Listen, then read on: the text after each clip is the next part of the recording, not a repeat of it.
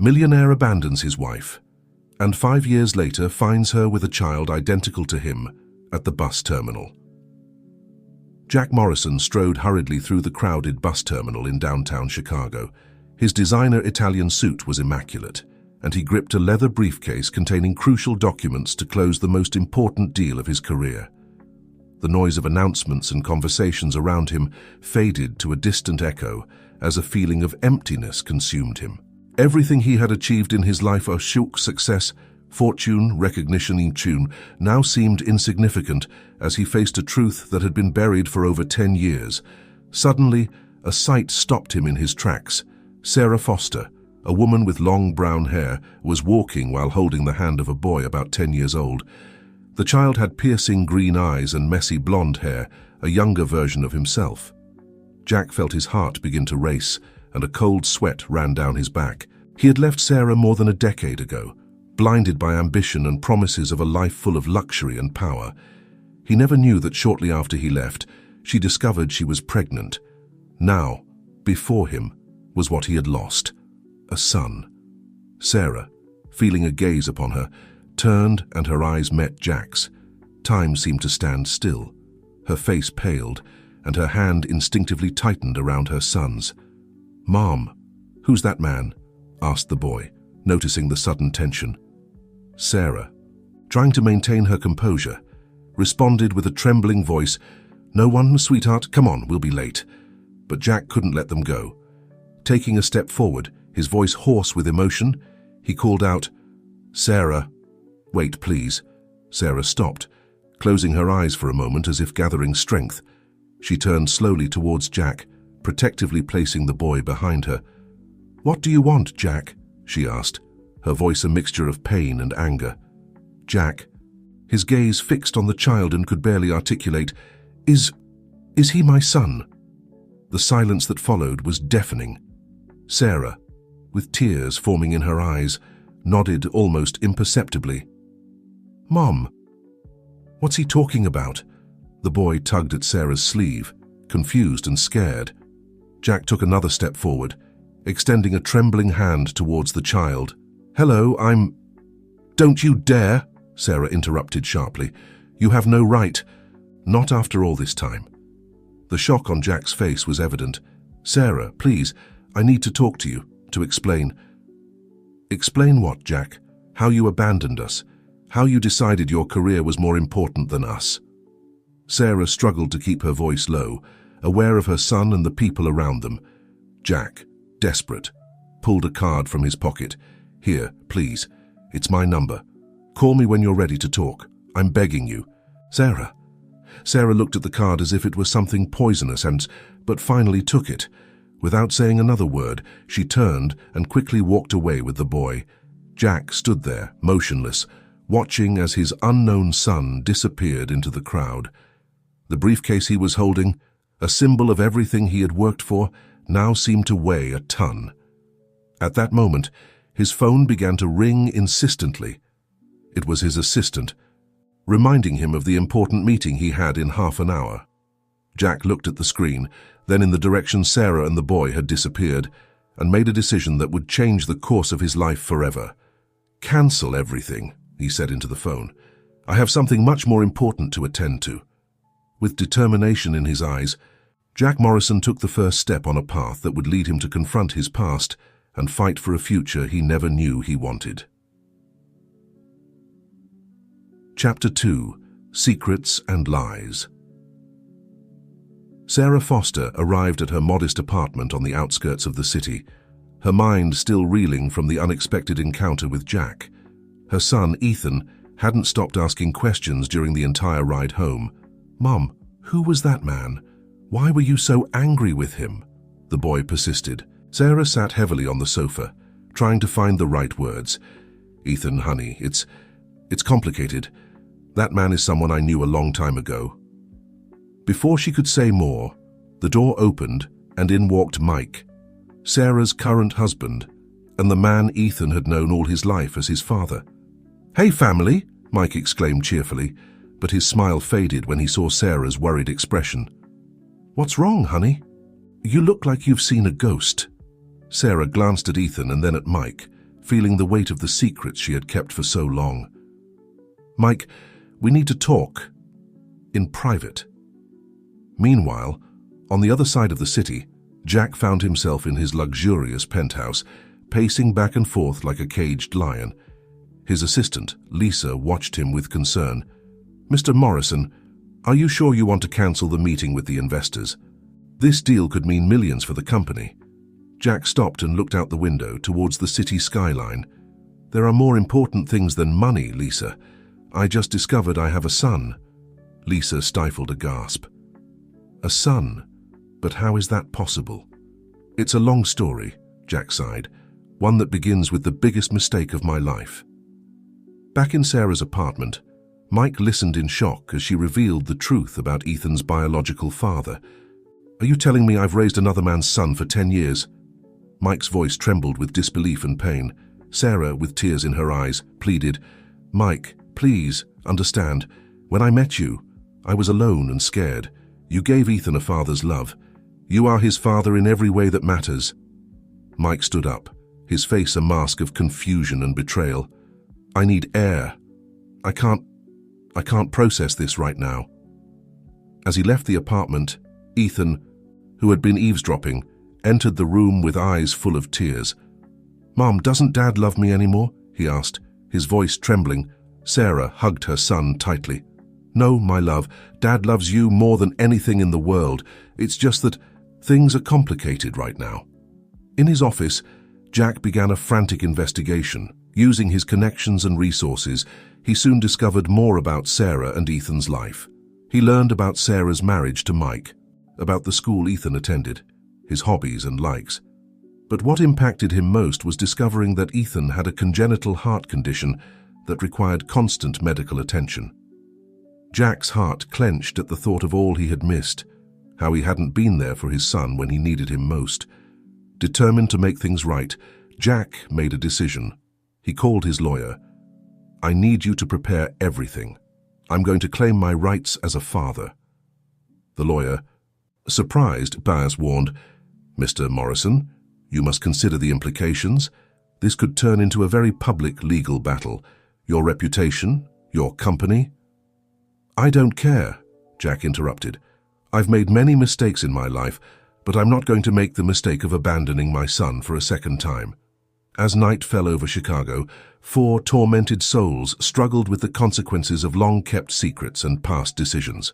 Sarah, trying to console a confused son. Mike, walking aimlessly through the streets, questioning everything he thought he knew. Ethan, trying to understand a world that had suddenly become strange and scary. And Jack, determined to make up for lost time, so no matter the cost. What none of them knew was that their lives were about to intertwine in ways they could never have imagined, unleashing a storm of emotions, divided loyalties, and shocking revelations that would shake the foundations of everything they believed they knew about love, family, and forgiveness. Chapter 3. The storm approaches. The next morning dawned grey and threatening over Chicago, as if the sky itself sensed the emotional storm that was about to break. Sarah hadn't slept all night. Sitting in the kitchen, with a cold cup of coffee between her hands, she stared fixedly at the card Jack had given her. Mike hadn't returned home, and the silence in the apartment was deafening. Suddenly, the doorbell rang, startling her. With her heart racing, Sarah opened the door, expecting to see Mike. Instead, she found herself face to face with Jack. "What are you doing here?" Sarah whispered, nervously looking into the apartment, fearing that Ethan might appear at any moment. Jack, with dark circles under his eyes that revealed he hadn't slept either, responded in a soft but firm voice. "We need to talk, Sarah, about Ethan, about us, about everything." Before Sarah could respond, a child's voice resonated from inside. "Mom, who is it?" Ethan appeared behind Sarah, his green eyes, so similar to Jack's, opened with curiosity and a little fear as he recognized the man from the bus station. Jack felt a lump form in his throat. "Hello, Ethan. I'm an old friend of your mum's." Sarah, feeling she was losing control of the situation, quickly intervened. "Ethan, honey, Why don't you go to your room for a moment? I need to talk to Mr. Morrison. Reluctantly, Ethan obeyed, but not before casting a final curious glance at Jack. Once alone, Sarah confronted Jack. You can't just show up like this. I have a life, a family that I should be part of, Jack replied, with a mixture of pain and determination. Sarah, I know I made a terrible mistake by leaving, but now that I know about Ethan, I can't simply ignore it. I have rights. Rights, Sarah interrupted, her voice trembling by the... What rights do you have over a child you abandoned before he was born? My... every way that matters. Jack took a step back, hurt by Sarah's words, but not willing to give up. I know I don't deserve to call myself his father, but I want the chance to be one, to be there for him to... His words were interrupted by the sound of the door opening. Mike entered, his face a mask of exhaustion and confusion. Upon seeing Jack, his eyes lit up with a mixture of recognition and fury. You must be the biological father, Mike said, his voice dangerously calm. Jack nodded, extending a hand in a gesture of peace. I'm Jack Morrison. But Mike ignored the outstretched hand. I don't care who you are. Ethan is my son. I've raised him. I've loved him. I've been there for every important moment of his life. Where were you? The tension in the air was palpable. Sarah, standing between the two men, felt her world crumbling around her. Please, she pleaded, let's not do this here. Ethan might hear. As if her words were a prophecy, Ethan's bedroom door slowly opened. The boy came out, his eyes full of tears and confusion. Di, what's going on? He asked in a trembling voice. Why is everyone fighting? The three adults froze, each suddenly realizing the damage their confrontation could be causing to the child they all claimed to want to protect. Jack, feeling that his presence was only making things worse, took a step back. I'm sorry, I didn't mean to cause trouble. I'll go, but this isn't over. We have to resolve this, for Ethan's sake. With one last longing look at his son, Jack left the apartment, leaving behind a deafening silence. Sarah knelt in front of Ethan, trying to hold back her own tears. Honey, there are things we need to explain to you, complicated things about your family. Mike, still struggling with his own emotions, joined them. Ethan, no matter what happens, I want you to know that I love you. You're my son, regardless of anything else. As the small family tried to navigate this impossible conversation, Jack walked the city streets, his mind a whirlwind of emotions and plans. He took out his phone and dialed a number. Lisa, I need you to call an emergency meeting with the legal team and cancel all my commitments for the next few weeks. This is going to be a long battle. Chapter 4. Hearts at War. The following days were a whirlwind of emotions and confrontations. Jack, determined to be part of Ethan's life, initiated legal actions to establish his paternal rights. The news fell like a bomb on Sarah and Mike's life. How dare he? Mike shouted, holding the legal notification in his trembling hands. After all these years, does he think he can just show up and claim Ethan as if he were property? Sarah, sitting on the couch with her head in her hands, felt torn. On one hand, she understood Jack's desire to know his biological son. On the other, she feared this would destroy the life they had built. Ty, we have to think about Ethan, she finally said. All of this is affecting him more than he shows. Indeed, Ethan had become quieter and more withdrawn since learning the truth about his biological father. At school, his teachers noticed a change in his behavior, becoming more distracted and sometimes irritable. Meanwhile, Jack faced his own challenges. His decision to fight for Ethan had sent shockwaves through his business empire. Investors were nervous, fearing the scandal could affect the company's value. Mr. Morrison, his chief advisor, warned during a tense meeting, "You must consider the ramifications of your actions. This custody battle could cost you everything you've built." Jack, looking out his office window at the city sprawling beneath him, responded with a determination that surprised even his closest collaborators. "If I have to choose between my empire and my son, I choose my son. We'll find a way to handle this." But the universe had other plans. That same afternoon, while Ethan was playing in the park under Sarah's watchful eye, the boy suddenly collapsed, clutching his chest. "Ethan!" Sarah screamed, running towards him. The boy's face was pale, his breathing labored. Within minutes, the sirens of an ambulance filled the air. As the paramedics attended to Ethan, Sarah, with trembling hands, dialed 2 numbers, Mike's and, after a moment of hesitation, Jack's. At the hospital, the 3 adults found themselves in the waiting room, united by their concern for Ethan, but separated by an abyss of resentment and guilt. The doctor attending to Ethan came out with a grave expression. "Ethan's heart condition has worsened. He needs urgent surgery, but it's a complicated and expensive operation." Mike, his voice breaking, asked, "How much does it cost?" "We'll sell the house if necessary." Before the doctor could answer, Jack intervened.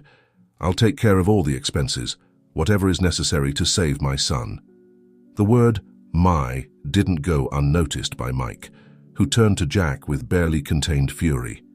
"Your son. Now he's your son. Where were you when he needed a father all these years?" Sarah, feeling the situation was about to explode, intervened. "Enough. This isn't about you. It's about Ethan. He needs us united, not fighting." Her words seemed to penetrate the fog of anger and resentment. For a moment, the 3 looked at each other, recognizing the truth in Sarah's words. The doctor, observing the dynamic, added, "There's something else you should know. Due to the nature of the surgery, we'll need to perform compatibility tests for a possible blood donation. It would be ideal to have both fathers available for testing." This revelation added a new layer of complexity to the situation. Mike and Jack looked at each other, understanding that, whether they liked it or not, they were both vital to Ethan's survival.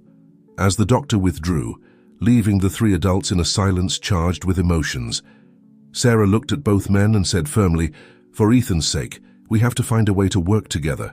No matter what happened before, now the only thing that matters is his well-being."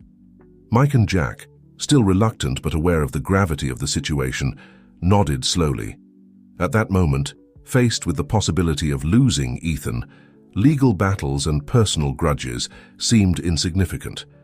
What none of them knew was that this medical crisis would be just the beginning of a series of events that would test their loyalties, challenge their convictions, and possibly lead them to redefine the meaning of family.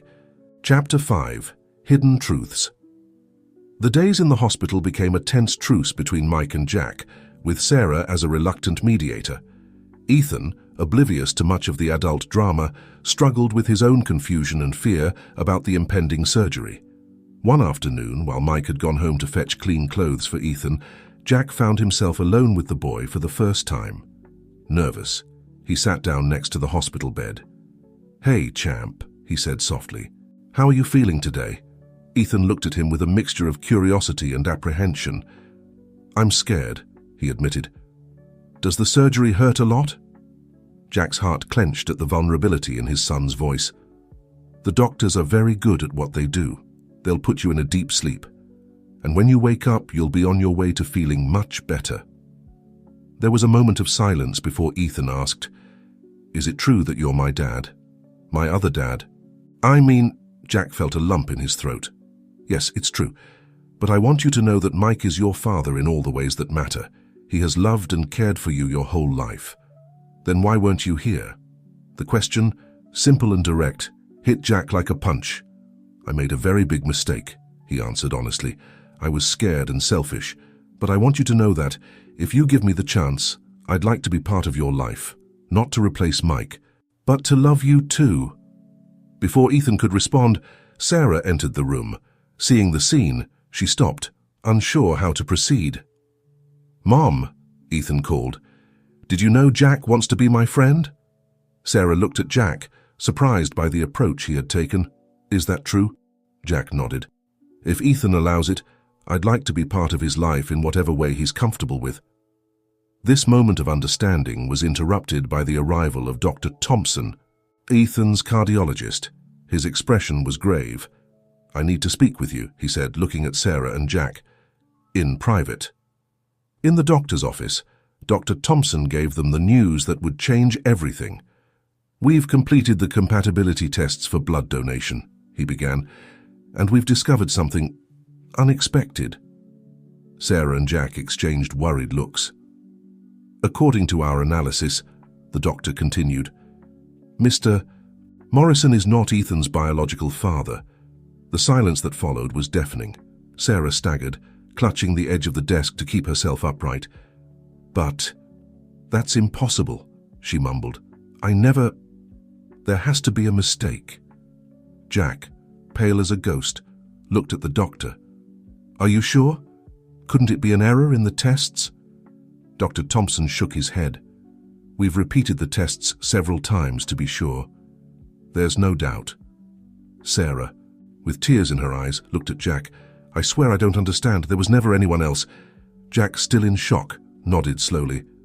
"I believe you, Sarah. But then, who is Ethan's father?" Dr. Thompson, uncomfortable but aware of the medical importance of the situation, intervened. "Given that neither Mr. Morrison nor Mr. Carter are compatible for donation, we'll need to look for other options." "Is there any other relative who could be the biological father?" Sarah shook her head, her mind a whirlwind of confusion and fear. Suddenly, a distant and blurry memory began to take shape in her mind. A party, one drink too many, a confused awakening. "Oh my God," she whispered, the color draining from her face. I think I know what happened." Jack looked at her, a mixture of concern and curiosity in his eyes. "Sarah, what is it?" But before Sarah could elaborate, the office door burst open. Mike entered, his face a mask of fury and pain. "I heard everything," he said, his voice trembling. "What the hell is going on here? What truth are you talking about?" Dr. Thompson, Sarah, and Jack looked at each other, aware that they were on the brink of a revelation that could destroy everything they thought they knew about their past and their future. Sarah, gathering all her courage, stood up. "Mike, Jack, there's something I need to tell you. Something that happened a long time ago, something that even I didn't understand until this moment." As Sarah prepared to reveal a long-buried truth, Ethan's heart monitor in the adjacent room began to sound with an urgent alarm. Fate, it seemed, was not willing to give them even a moment's respite in this storm of revelations and emotions. The sound of Ethan's heart monitor alarm shattered the tension in Dr. Thompson's office. Within seconds, medical staff flooded the boy's room, while Sarah, Mike, and Jack watched helplessly from the hallway. "My baby!" Sarah cried, trying to enter the room, but was held back by a nurse. "Please, Mom, let the doctors do their job," the nurse said firmly but compassionately. The minutes dragged on like hours as they waited for news. Mike and Jack, despite their animosity, found themselves united in their concern for Ethan. Finally, Dr. Thompson emerged from the room, his face tired but relieved. "We've stabilized Ethan, but this only reinforces the urgency of the surgery.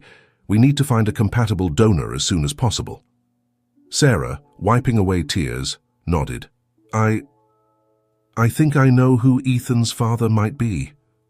Mike looked at her, the pain evident in his eyes. "Sarah, what are you talking about?" Sarah took a deep breath. 11 years ago, right after Jack left me, I went to a party to try to forget my pain. I drank too much and I woke up in a hotel room, not clearly remembering what had happened. Jack and Mike looked at her in shock as she continued with a trembling voice. "I always assumed it had been a blurry night with Jack before he left, but now I think something else happened that night." "Are you saying that someone took advantage of you?" Jack asked, anger growing in his voice. Sarah shook her head, confused. "I don't know, I don't remember clearly, but I remember a face, a man I knew from college. Alex Vega." The name fell like a bomb in the hospital hallway. Mike, who had been listening in silence, suddenly paled. "Alex Vega? The owner of Vega Pharmaceuticals?" he asked, his voice barely a whisper. Sarah nodded, surprised. "Yes, how do you know?"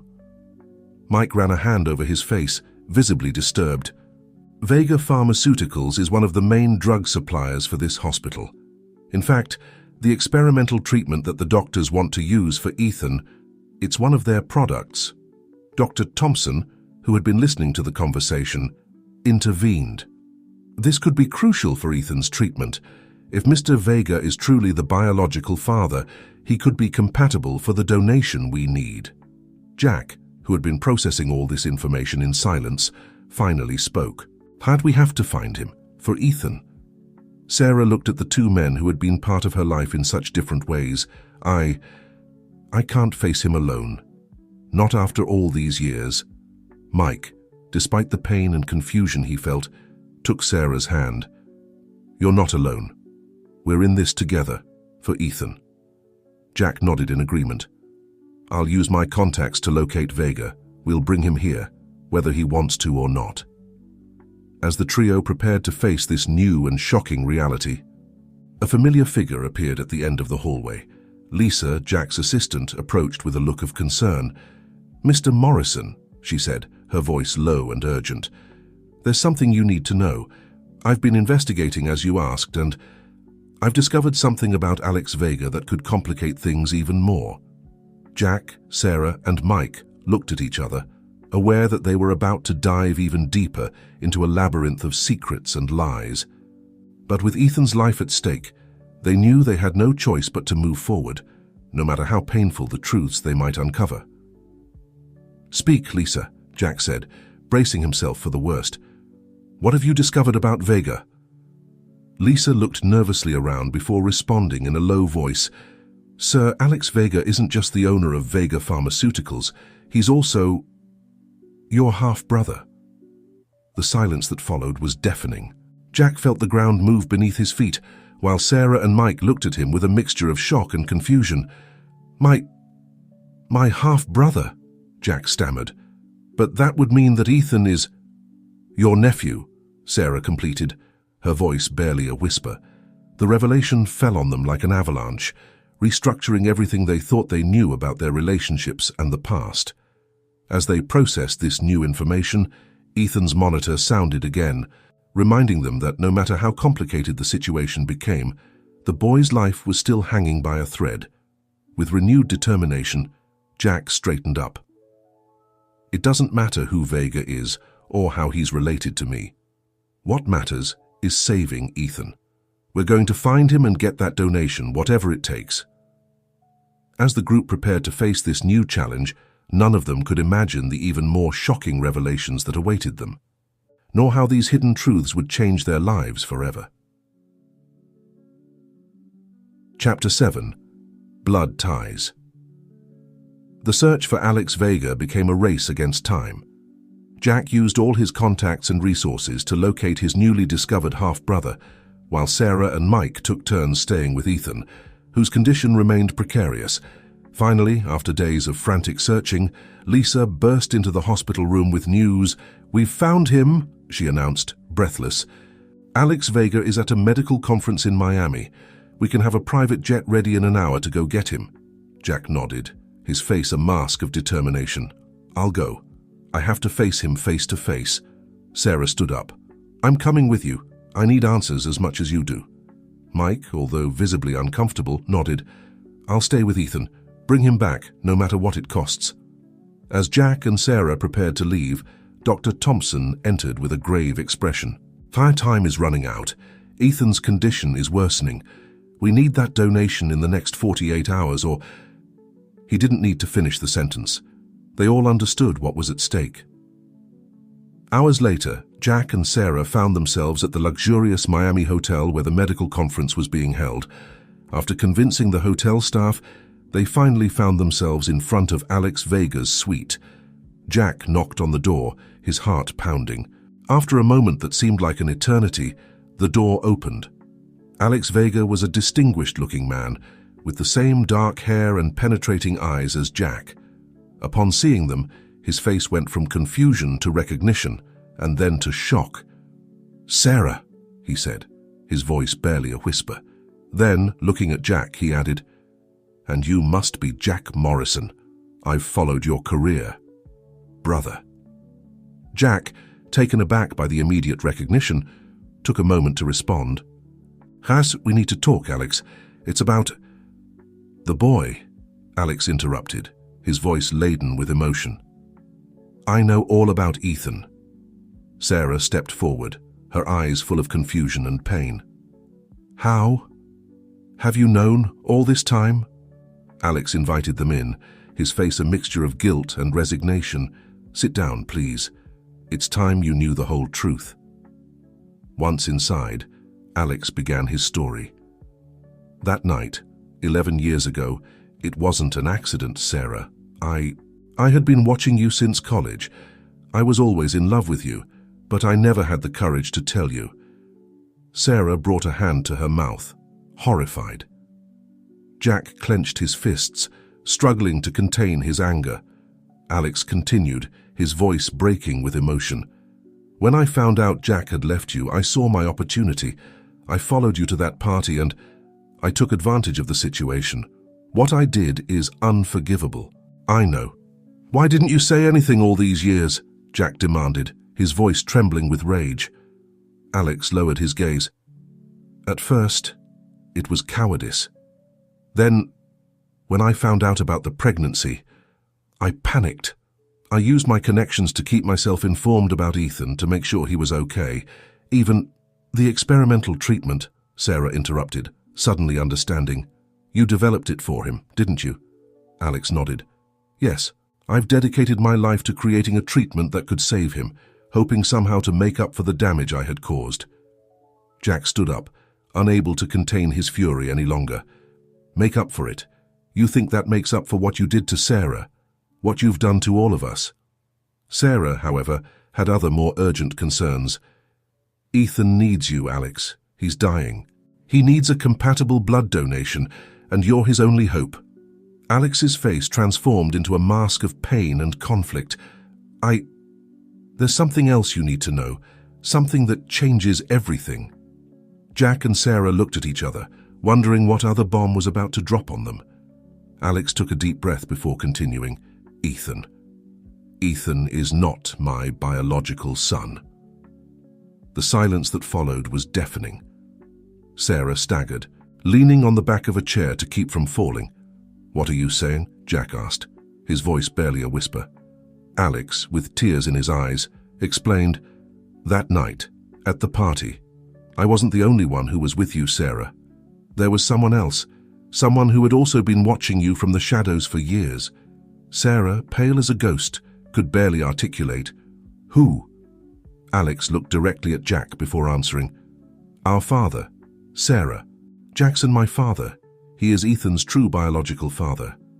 The revelation fell on them like lightning, restructuring everything they thought they knew about their lives and relationships.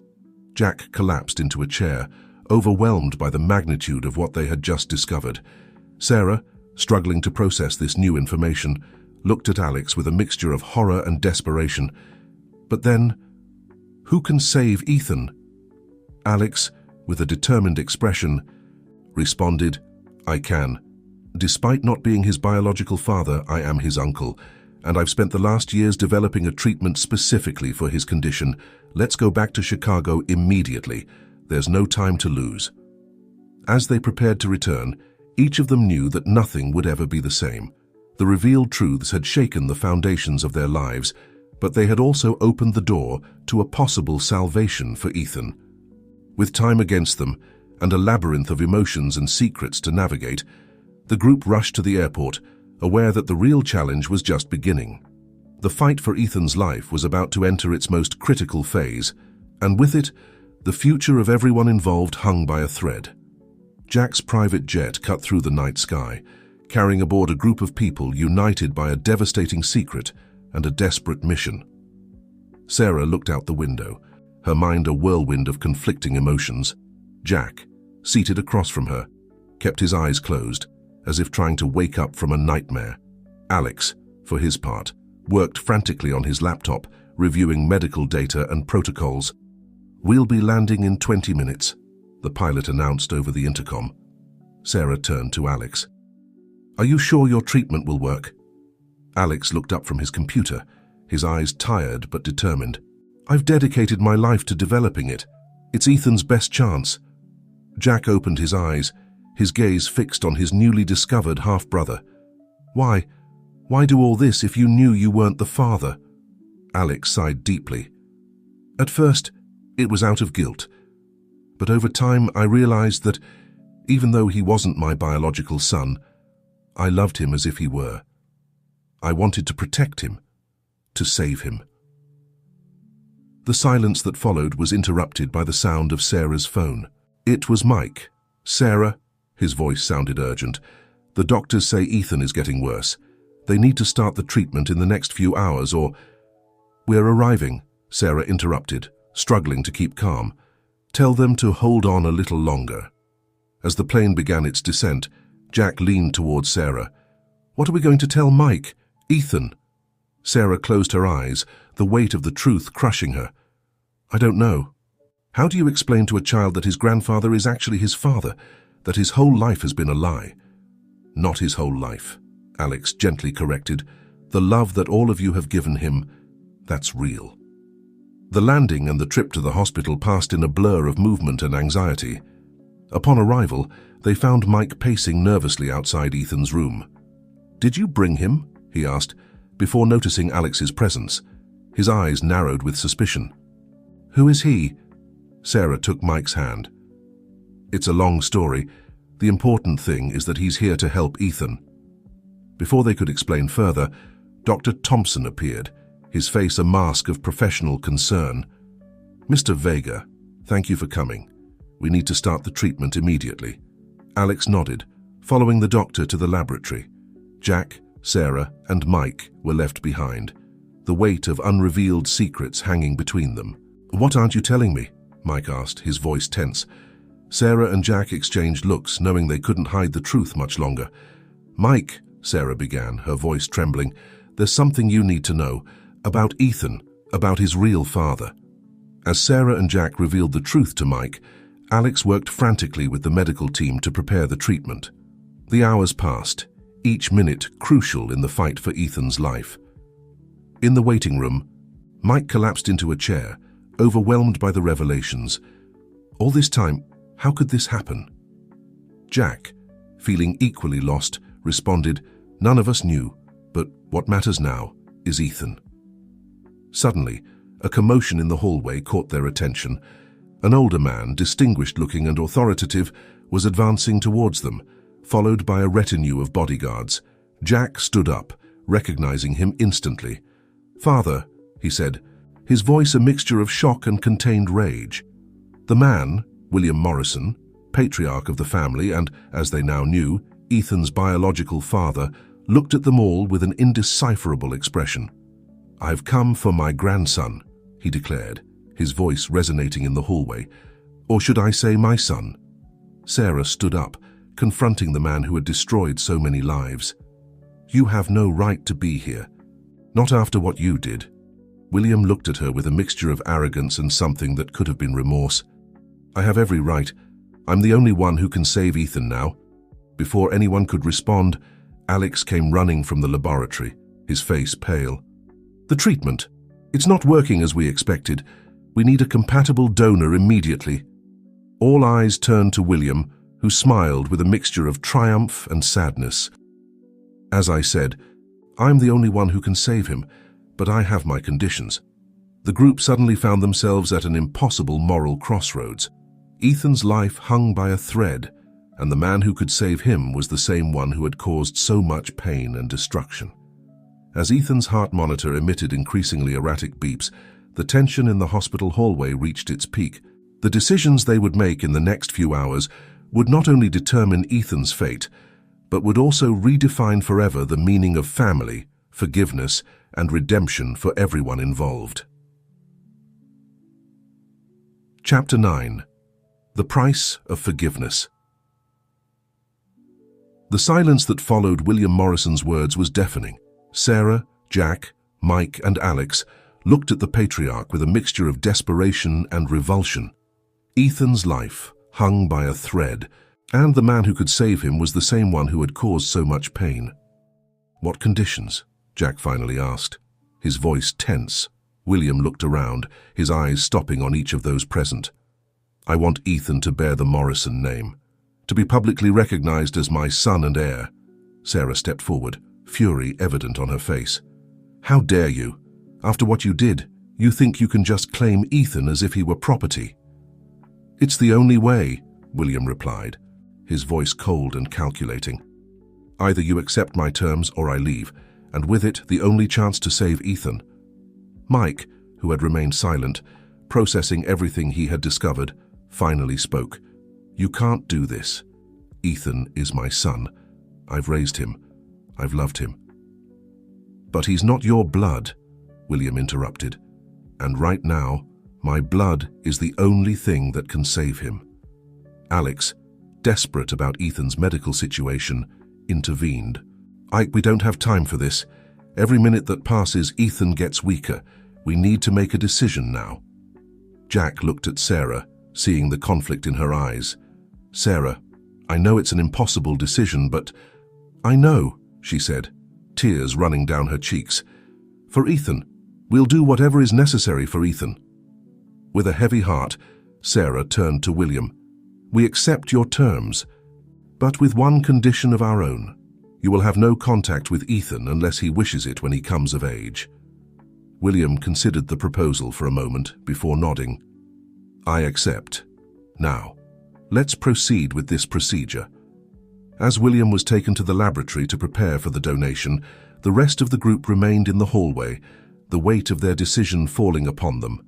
Mike, visibly devastated, walked away without saying a word. Sarah made a move to follow him, but Jack gently stopped her. I'll go, he said. I think we need to talk. Jack found Mike in the hospital chapel, sitting silently in front of the altar. Have you come to gloat? Mike asked bitterly when Jack sat down beside him. Jack shook his head. I've come to tell you that regardless of what a DNA test says, you are Ethan's true father. You've loved him, cared for him, been there for him in every important moment.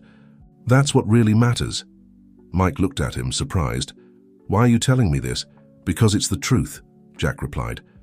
And because I believe Ethan is going to need everyone who loves him to get through what's coming, including you. Especially you. Jack's words seemed to penetrate Mike's shell of pain. Slowly, he nodded. Thank you, he said simply. Meanwhile, in the laboratory, William was preparing for the donation. Sarah, observing the procedure, couldn't help but ask, why? Why did you do what you did that night?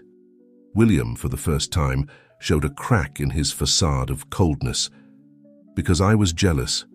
Jealous of the life Jack could have, of the freedom he had to love. I never had that. My marriage was arranged, my life dictated by others' expectations. That night, I lost control. It's not an excuse, I know, but it's the truth. Sarah looked at him, seeing for the first time the man behind the monster. What you did is unforgivable, she said, but for Ethan's sake, we'll find a way to move forward. Hours later, the group gathered again outside Ethan's room. Dr. Thompson came out, his face showing cautious optimism. The treatment seems to be working, he announced. The next 24 hours will be critical, but there's hope. A collective sigh of relief ran through the group. Sarah collapsed into Mike's arms. While Jack and Alex exchanged looks of caution and hope, William, pale but erect, approached Sarah. I've fulfilled my part. I hope you'll fulfill yours. Sarah nodded gravely. We will. But remember, Ethan's well-being will always be our priority. As William walked away, escorted by his bodyguards, the group remained silent, aware that although they had won a battle, the war was far from over. What now? Alex asked, expressing the question everyone had in mind. Jack, looking through the window into the room where Ethan slept, responded, Now we begin to rebuild, for Ethan, for all of us. As night fell over the hospital, the group prepared to face an uncertain future. They knew that the revealed secrets and promises made would change their lives forever, but they also knew that, united by their love for Ethan, they would find the strength to face any challenge that fate might have in store for them. The real test, they realized, was not just saving Ethan's life, but learning to live with the consequences of their actions and decisions. The path to forgiveness and redemption would be long and difficult, but they were willing to walk it, step by step, together. The days following Ethan's treatment were an emotional roller coaster for everyone involved. The boy showed signs of improvement, but his recovery was slow and fragile. Sarah barely left his side, while Mike, Jack, and Alex took turns offering support and company. A week after the intervention, Dr. Thompson called a meeting with the family. "Ethan is responding well to the treatment," he announced with a tired smile. "We believe he's out of danger, although he'll still need constant care and follow-up." A collective sigh of relief ran through the room. Sarah, with tears in her eyes, hugged Mike and then, to everyone's surprise, "Jack, thank you," she whispered. "All of you. Without your help, Ethan wouldn't have made it." Alex, who had been observing from a corner, stepped forward. "Sarah, there's something else you should know. The treatment I developed. It's not just for Ethan. It could help thousands of children with similar conditions." Jack looked at his half-brother with a mixture of surprise and admiration. "What exactly are you saying?" Alex took a deep breath before continuing. "I want to donate the patent for the treatment to a non-profit foundation. A foundation we could create together, in Ethan's name."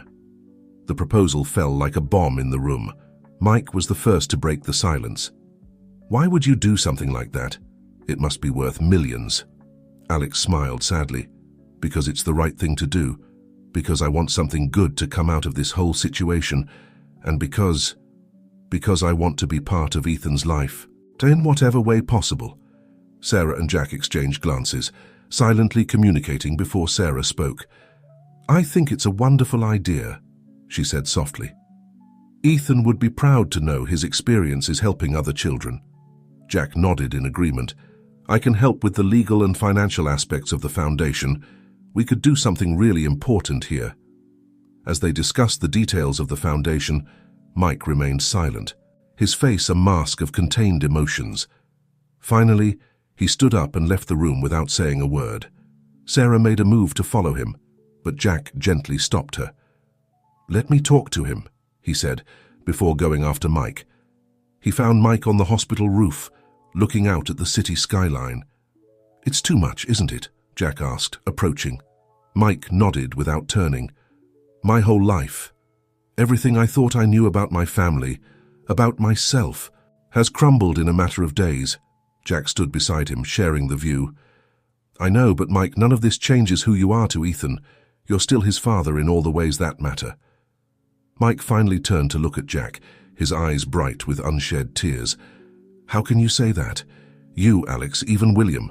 You all have more right to Ethan than I do." Jack shook his head firmly. "The right to a child isn't earned by blood, Mike. It's earned by love, by presence as by sacrifice, and in that no one can compete with you." Jack's words seemed to penetrate Mike's shell of pain. Slowly, his shoulders relaxed. "What are we going to tell Ethan?" Mike asked, expressing the fear they all shared. Jack sighed deeply. "The truth eventually, but in his own time when he's ready. For now, what he needs is to know that he's loved, that he has a family that supports him, no matter what." Mike nodded slowly. "I guess we'll have to learn to be a very unconventional family." Jack smiled slightly. "The best families usually are." Meanwhile, in Ethan's room, the boy finally woke up completely for the first time since the intervention. His eyes, still drowsy, focused on Sarah. "Mum," he whispered weakly, "I had a very strange dream. There were a lot of people arguing about me." Sarah gently stroked his hair. "Shh, my love, everything's okay now. You're safe and you're going to get better." Ethan looked around the room, noticing the flowers and balloons. "Where's Dad? And who are all those people who have been coming?" Sarah took a deep breath, preparing to navigate this delicate conversation. "Dad's here, honey. And the other people. They're family who came to help you get better. You have a lot of people who love you, Ethan." The boy's eyes lit up with curiosity. "More family? Like cousins and uncles?" Sarah smiled, tears of relief and love in her eyes. "Something like that, my love. When you're a little stronger, I'll introduce you to all of them. For now, just focus on resting and getting better, okay? Ethan nodded, his eyelids already heavy with sleep. I love you, Mum, he murmured before falling asleep again. I love you too, my life. More than you'll ever know, Sarah whispered, gently kissing his forehead. At that moment, Jack and Mike returned to the room, followed by Alex. Seeing Ethan sleeping peacefully, a sense of unity enveloped them. No matter what challenges lay ahead, they knew they would face the future together, united by their love for this boy who had changed their lives in ways they never imagined. Ethan's recovery would be just the beginning of their journey. The revealed secrets, the promises made, and the bonds formed in those critical days would lay the foundation for a future none of them could have foreseen. A future full of challenges, yes, but also of possibilities, forgiveness, and above all, love. Chapter 11. Truths and Consequences. The months following Ethan's recovery were a period of adjustment for everyone. The foundation, christened Brave Hearts, in honor of Ethan and all children fighting heart diseases, was in full development. Jack and Alex worked tirelessly to establish it, while Sarah and Mike focused on Ethan's recovery. One sunny afternoon, as Ethan played in the garden of Sarah and Mike's house, the boy asked a question that everyone feared but expected. Mom, why do Uncle Jack and Uncle Alex come to the house so much? And that older man who came the other day, who was he? Sarah exchanged a glance with Mike, who nodded slightly. They had discussed this moment and knew they couldn't postpone it any longer. Ethan, honey, there's something important we need to tell you, Sarah began, sitting next to her son. It's about our family. With patience and care, Sarah and Mike explained to Ethan a simplified version of the truth. They told him about how Jack was his biological father, how Alex was his uncle and had developed the treatment that saved him, and how Mike, although they didn't share blood, was and always would be his dad. Ethan listened in silence, his young mind struggling to understand. But does that mean I have two dads? Mike knelt in front of Ethan, taking his small hands in his own. It means you have a lot of people who love you, champ. More than most people have, and I'll always be your dad no matter what. Ethan nodded slowly, processing the information. Then, with the innocence typical of a child, he asked, Can I have 2 desserts today since I have 2 dads? Sarah and Mike couldn't help but laugh, relief flooding them. Ethan's adaptability and resilience constantly surprised them. However, not everyone was handling the situation with the same grace.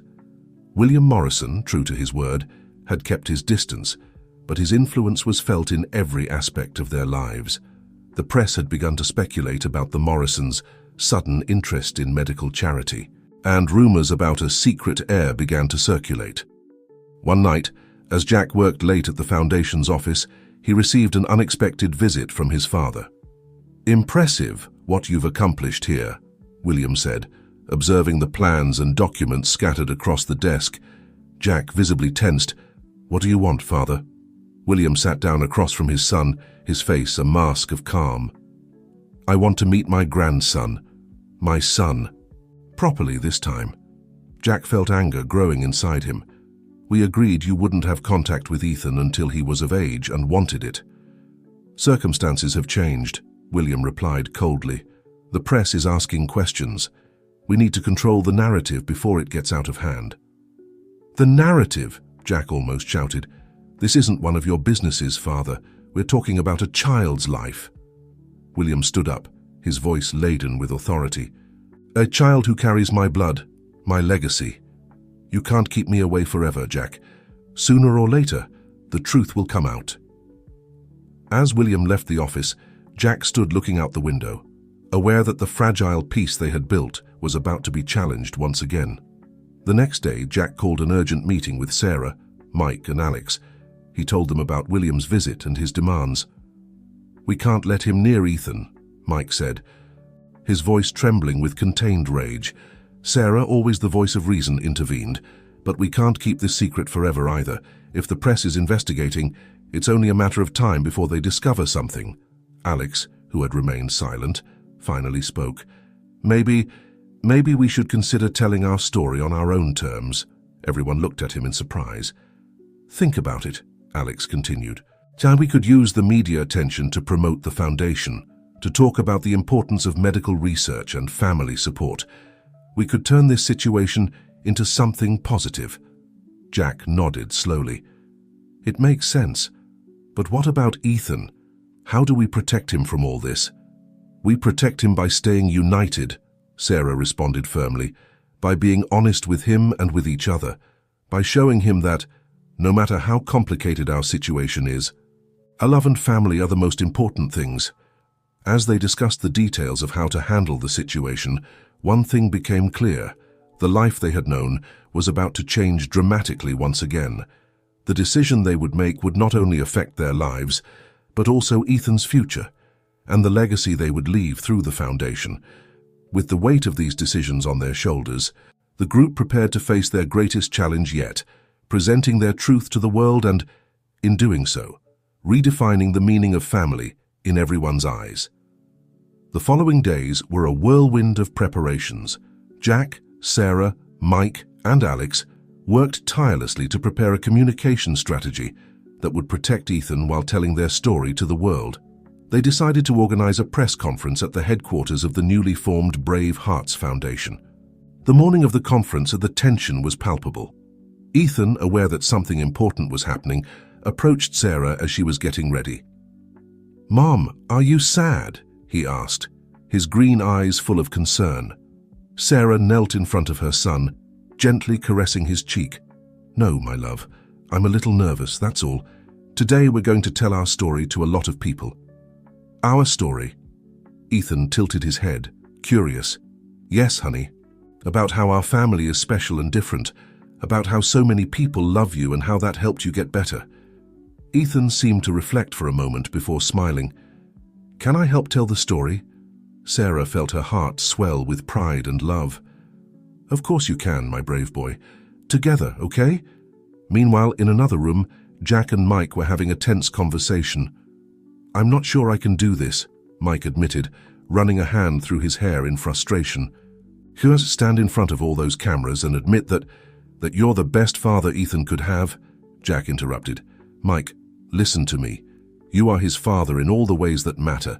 Nothing we say today will change that." Mike looked at Jack, surprised by the sincerity in his voice. Slowly, he nodded. "Thank you, Jack.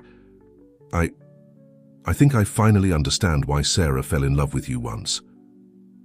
The two men shared a smile of mutual understanding, the last vestige of animosity between them fading away. As the time for the conference approached, one last surprise awaited them. William Morrison arrived, accompanied by his usual entourage. "What are you doing here?" Jack asked, visibly tensing. William, for the first time, seemed unsure. "I came to offer my support and to ask for forgiveness." The silence that followed was deafening. Sarah, who had entered the room with Ethan by her hand, was the first to speak. "Mr. Morrison, we appreciate your gesture, but you must understand that forgiveness isn't something that can be demanded or expected. It's earned with actions, not words." William nodded, his gaze fixed on Ethan. "I understand, and I'm willing to do whatever it takes to earn a place in Ethan's life." Ethan, sensing the tension in the air, stepped forward. "Are you my other grandfather?" he asked innocently. William, visibly moved, knelt to be at the child's eye level. "Yes, Ethan, I'm your grandfather, and I hope that someday you can give me the chance to get to know you." The scene was interrupted by Lisa, Jack's assistant. "It's time," she announced softly. The group headed towards the hall where the press was waiting. Before entering, they stopped for a moment. Sarah took Mike's hand, who in turn put a hand on Ethan's shoulder.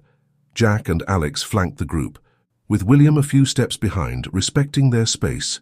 "No matter what happens in there," Sarah said, looking at each of them, "we're a family, complicated, different, but a family nonetheless." With one last collective breath, they entered the hall. The camera flashes momentarily blinded them, but they remained united. Jack approached the podium, his voice firm as he began to speak. Thank you all for coming. We're here today to tell a story of mistakes and redemption, of secrets and truths, but above all, a story of love and family. As Jack spoke, detailing the events that had led them to this moment, the cameras captured the reactions of each member of this unusual family.